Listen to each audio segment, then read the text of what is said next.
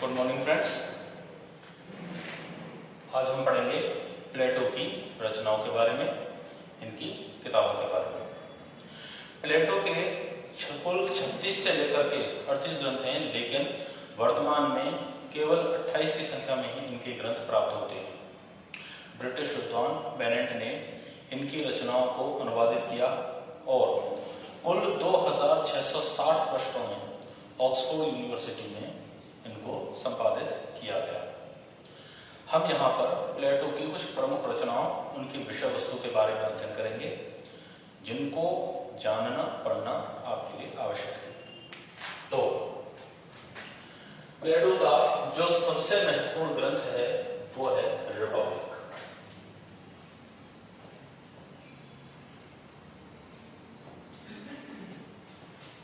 सबसे प्रमुख रचना कौन सी है? रिपब्लिक।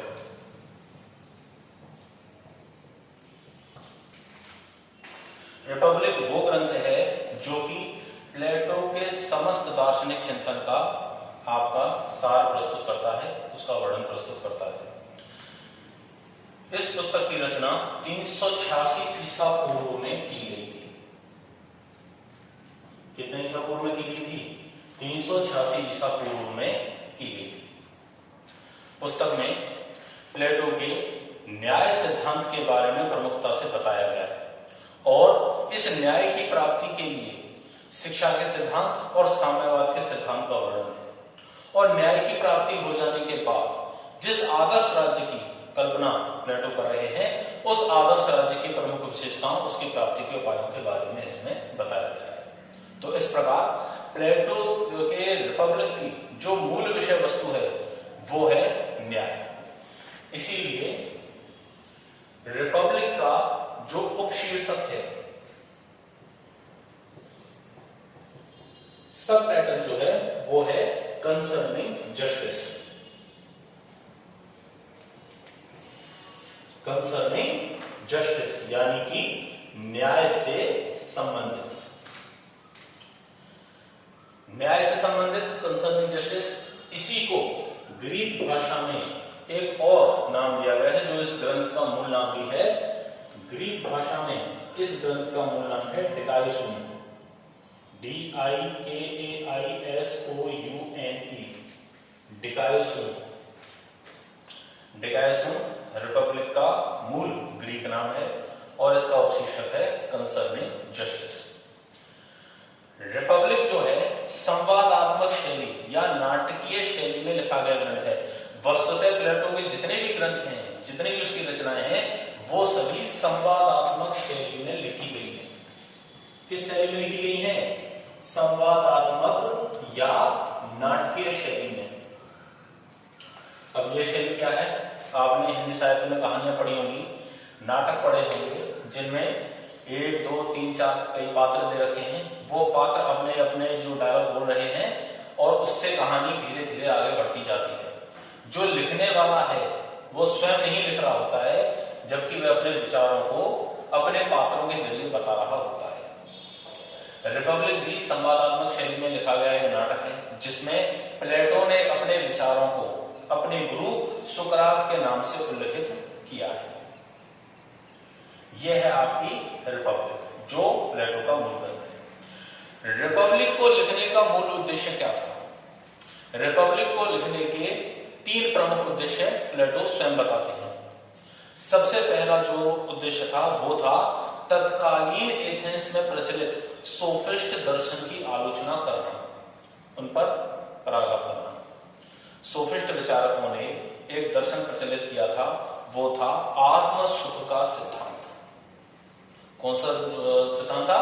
आत्म सुख का सिद्धांत, जिसमें कहा गया था कि व्यक्ति का जो जीवन है वह सुख प्राप्ति के लिए हुआ है और व्यक्ति को वही कार्य करने चाहिए जो उसे सुख प्रदान करे। वही शासन प्रणाली अच्छी है जो कि उसे सुख प्रदान करे।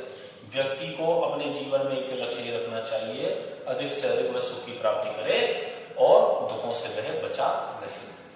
प्लेटो ने इस पुस्तक के द्वारा, अपने इस न्याय सिद्धांत के द्वारा इस सिद्धांत पर पराघात किया और मनुष्यों के कर्तव्य पालन पर भी बल दिया। प्लेटो जब ये कहते हैं कि प्रत्येक व्यक्ति को अपनी आत्मा में निहित गुण के अनुसार कार्य करना चाहिए और दूसरे के कार्य में हस्तक्षेप नहीं उसमें यह भाव निहित है कि प्रत्येक व्यक्ति को उसके प्रकृति ने जो उसमें गुण निहित दिया है उसके अनुसार अपने कर्तव्य का पालन आवश्यक रूप से करना ही चाहिए। तो इस प्रकार उन्होंने सोफिस्टों के विपरीत कर्तव्य पालन पर बल दिया। यह रिपब्लिक का पहला उद्देश्य था। इसका दूसरा उद्देश्य क्या है? दूसरा उद्देश्य है तत्कालीन एथेंस में प्रचलित प्रजातंत्र की आलोचना करना। तत्कालीन एथेंस में एक चयन की शासकों को चुनने की एक प्रक्रिया वर्णित थी जिसे लॉटरी प्रणाली कहा जाता था। इस लॉटरी प्रणाली में क्या होता था कि अयोग्य व्यक्ति जो शासन को नहीं समझते, उसको चलाने के योग्य भी नहीं है, वो भी शासन सत्ता के ऊंचे पदों पर काबिज हो जाया करते थे। प्लेटो ने इस प्रणाली की, इस लॉटरी प्रणाली की आलोचना की और उन्होंने ये कहा कि केवल योग्य व्यक्ति जिन्होंने एक लंबी शिक्षा प्राप्त की है, एक व्यक्तिगत अनुभव प्राप्त किया है, केवल ऐसे दार्शनिक और विवेकशील व्यक्तियों को ही शासन करने देना चाहिए। प्लेटो स्वयं ये बताते हैं अपने सिद्धांतों में कि शासन एक कला है और चूंकि ये एक कला है इसीलिए इसको हर व्यक्ति के द्वारा नहीं किया जा सकता।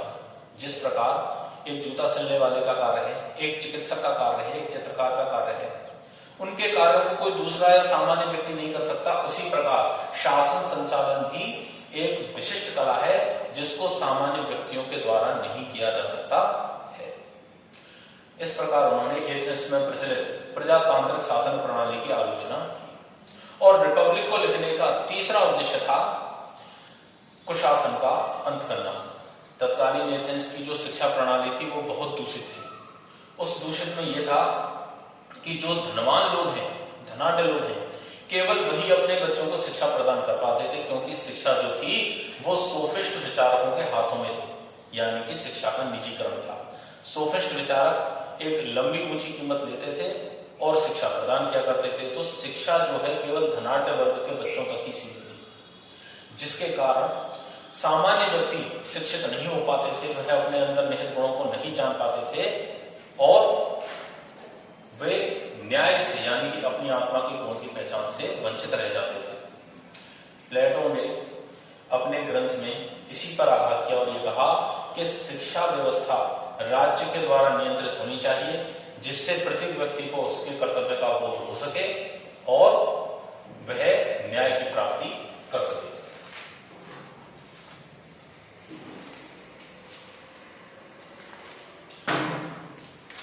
रिपब्लिक ग्रंथ अपने आप में बहुत बड़ा ग्रंथ है, जिसमें शिक्षा के ऊपर, साम्यवादी व्यवस्था के ऊपर, आदर्श राज्य के ऊपर विस्तार से वर्णन किया गया है।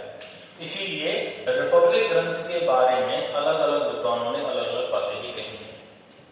जैसे कि सबसे पहले आते हैं हम प्रसिद्ध फ्रांसीसी विचारक रूसो पर। रूसो ने रिपब्लिक के बारे में कहा है कि रिपब्लिक कोई राजनीति पर नहीं बल्कि शिक्षा पर लिखा गया सबसे बड़ा ग्रंथ है। रूसो ने क्या कहा कि रिपब्लिक क्या है? शिक्षा के ऊपर लिखा गया सबसे बड़ा ग्रंथ है। दूसरे को हमारे विद्वान आते हैं बारकर महोदय। बारकर महोदय क्या लिख रहे हैं? बारकर महोदय ने रिपब्लिक को मानव के समग्र जीवन दर्शन का सार बताया है। मानव के समग्र जीवन दर्शन का सार बताया है। और तीसरे हमारे महत्वपूर्ण विद्वान है नेटलशिप। नेटलशिप लिखते हैं कि रिपब्लिक एक दार्शनिक ग्रंथ ही नहीं है, बल्कि यह सामाजिक और राजनीतिक परिवर्तन पर लिखा गया एक बड़ा ग्रंथ है, एक महत्वपूर्ण ग्रंथ है। तो नेटलशिप ने इसको बताया है सामाजिक राजनीतिक परिवर्तन पर आधारित एक ग्रंथ।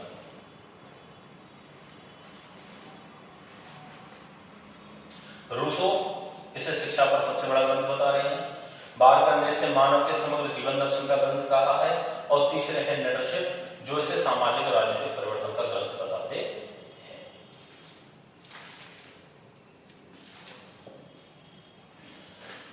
क्या प्लेटो की रिपब्लिक का भारत के साथ भी कोई संबंध है? जी हाँ, इसमें एक महत्वपूर्ण तथ्य ये भी है कि भारत के भूतपूर्व राष्ट्रपति डॉक्टर जाकिर हुसैन ने प्लेटो के रिपब्लिक ग्रंथ का उर्दू भाषा में अनुवाद किया था और यह किया था रियासत के नाम से। इसको क्या नाम दिया? रियासत। डॉक्टर जाकिर हुसैन भारत के पूर्व राष्ट्रपति, उन्होंने रिपब्लिक का उर्दू में अनुवाद किया है और वो किस नाम से किया है? रियासत के नाम से किया है। यह है आपका रिपब्लिक। इसके बाद प्लेटो का एक और महत्वपूर्ण ग्रंथ है, वो है द स्टेट्समैन।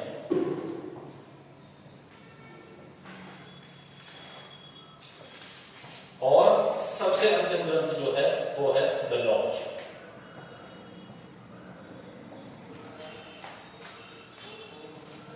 आपका रिपब्लिक लिखा गया है 386 ईसा पूर्व में। आप जानते हैं उस समय पर आपके प्लेटो जो है अपने दार्शनिक शासक की जो कल्पना थी उनकी उड़ान पर थे और वह दार्शनिक शासक को प्राप्त कर सकते हैं, वो ऐसा मानते थे।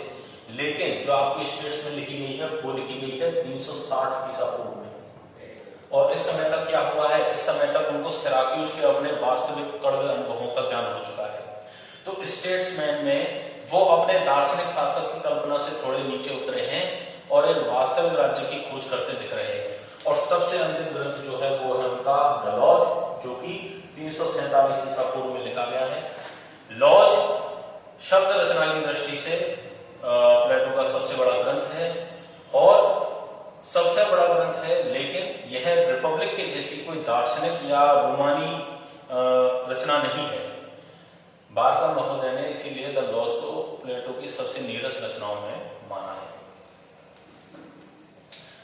स्टेट्समैन जो पुस्तक है वो रिपब्लिक और लॉज के बीच का ग्रंथ है, जिसमें प्लेटो रिपब्लिक के दार्शनिक शासक की कल्पना से नीचे उतरते हुए द लॉज में कानूनों के शासन की कल्पना पर आता हुआ प्रतीत हो रहा है। यह है आपकी द लॉज, जिसमें कि दार्शनिक शासन की बजाय कानूनों के शासन की बात कही गई है। द स्टेट्समैन और अंतिम ग्रंथ है इसका द लॉज। अब इन तीन महत्वपूर्ण ग्रंथों के अलावा उसके कुछ अन्य भी ग्रंथ हैं जिनके बारे में हम जान लेते हैं। सबसे पहले इनकी विषय वस्तु के आधार पर हमको सुनेंगे। सबसे पहले विषय है हमारा सुकरात के जीवन और मृत्यु।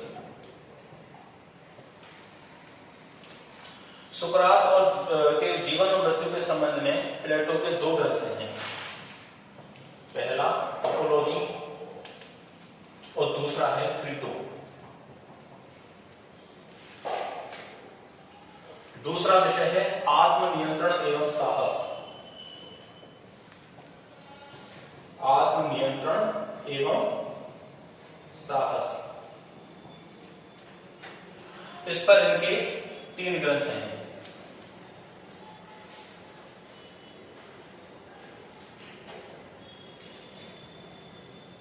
एंथेडेमस,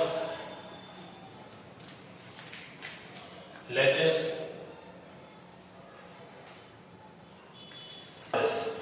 और तीसरा ग्रंथ कौन सा है? चारमिडिस। तीन ग्रंथ हैं इनके आत्मनियंत्रण सांस पर, एंथेडेमस, लेचेस, चारमिडिस। अगला है ज्ञान की महत्ता पर।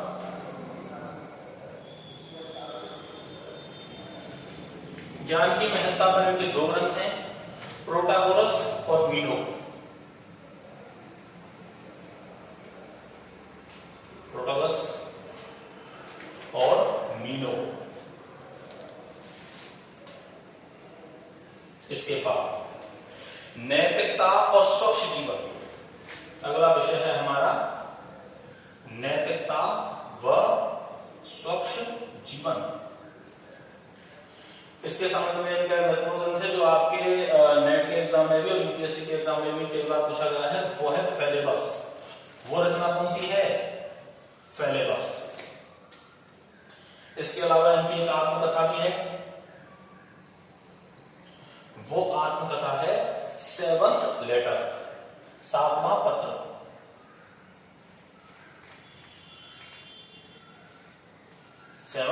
लेटर। एक और इनकी रचना है, वो है मिनी एक्सनस। मिनी एक्सनस, और मिनी एक्सनस किसके बारे में है? पेरिक्लीस के स्वर्ण युग की समीक्षा। मिनी एक्सनस क्या है? पेरिक्लीस के स्वर्ण युग की समीक्षा। प्राचीन यूनानी विचारक थे पेरिक्लीस, जिन्होंने एक स्वर्ण युग की जो है कल्पना की थी, उसकी समीक्षा करती हुई पुस्तक कौन सी है आपकी? Mini Exynos. तो ये आपके बाकी के ग्रंथ हैं, सुकरात की जीवन मृत्यु के बारे में, आत्मनियंत्रण और साहस के बारे में, ज्ञान की महत्ता के बारे में, नैतिकता और स्वच्छ जीवन पर सबसे महत्वपूर्ण हमारा फेलेबस, और अंत में उसकी आत्मकथा सेवंथ लेटर। इन सभी ग्रंथों में जो भारत से रिलेटेड है, भारतीय विचारों से रिलेटेड है, वो है आपका अपोलॉजी। ये किस प्रकार है? क्योंकि अपोलॉजी वो ग्रंथ है जिसका महात्मा गांधी ने अपने दक्षिण अफ्रीका के प्रवास के दौरान वर्ष 1908 में अपोलॉजी का गुजराती भाषा में अनुवाद किया था। अपोलॉजी इसका गुजराती भाषा में अनुवाद किया महात्मा गांधी ने वर्ष 1908 में। जवाहरलाल नेहरू ने 1953 में अपने एक संवाद साक्षात्कार में स्वयं कहा था कि मैं महात्मा गांधी में सुकरात की छवि देखता हूं और स्वयं अपने आप में अरस्तु की छवि देखता हूं। कई और भी हमारे विद्वान हैं, जैसे कि राघवन अय्यर,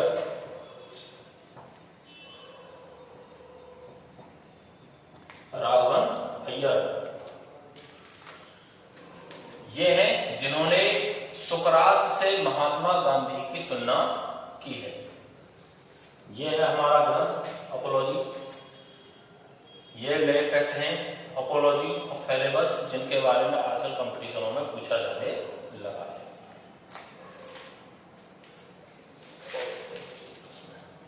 गिलबर्ट मूरे,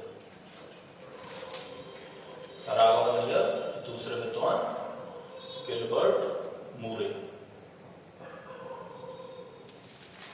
दो विद्वान हैं जिन्होंने महात्मा गांधी की तुलना सुकरात से की है। चलिए, यह है आपके प्लेटो की प्रमुख रचनाएं। इन सभी रचनाओं का ये स्टार्टिंग का इंट्रोडक्शन है। जब हम आगे बढ़ेंगे तब हम रिपब्लिक के बारे में, प्रॉपर रिपब्लिक के बारे में और भी विस्तार से चर्चा यहाँ प्रस्तुत करेंगे। आज की क्लास में इतना ही, और अगली क्लास में हम चर्चा करेंगे प्लेटो के प्रमुख सिद्धांतों और विषयों के बारे में। गजब।